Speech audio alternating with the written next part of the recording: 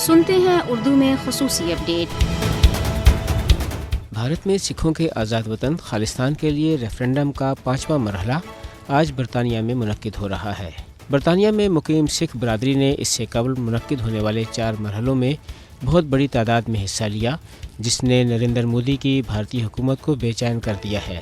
بھارت نے ریفرنڈم کو روکنے کی بھرپور کوشش کی، لیکن برطانوی حکومت نے نئی دہلی کے خدشات کو خاطر میں نہ لاتے ہوئے ریفرنڈم کی اجازت دی، جس نے بھارتی حکومت کو ایک مضبوط پیغام بھیجا ہے کہ اس کے پاس سکھوں کو ان کا حق خود ارادیت دینے کے علاوہ کوئی راستہ نہیں۔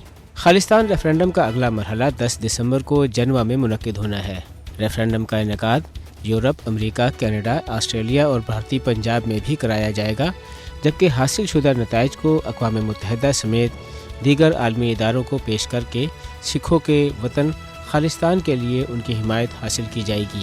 اس حوالے سے امریکہ میں قائم تنظیم سکھس فار جسٹس خالصتان کے قیام کی تحریک میں بنیادی کردار ادا کر رہی ہے۔ سیاسی ماہرین کا کہنا ہے کہ خالصتان کے لیے ریفرنڈم کا انعقاد اقوام متحدہ کے چارٹر اور بین الاقوامی قوانین کے عین مطابق ہے۔ کشمیریوں کی طرح سکھوں کو بھی آزاد وطن کے حصول کا حق حاصل ہے اور خالصتان کا قیام سکھوں کا خواب ہے، جسے شرمندہ تعبیر کرنے کے لیے دنیا بھر کے سکھ متحرک ہیں، جبکہ اس میں حصہ لینے والے سکھوں کو بھارتی حکومت تادیبی کارروائیوں کی دھمکیاں دے رہی ہے۔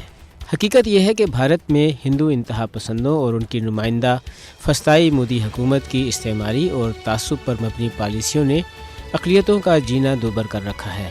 یہی وجہ ہے کہ بھارت میں بسنے والے سکھ عدم تحفظ کا شکار ہیں اور اپنے لیے علیحدہ وطن کے مطالبے پر مجبور ہوئے، جس کے لیے سکھ رہنما سنت جرنیل سنگھ بھدروالا نے 1984 میں اپنی جان کی قربانی دی۔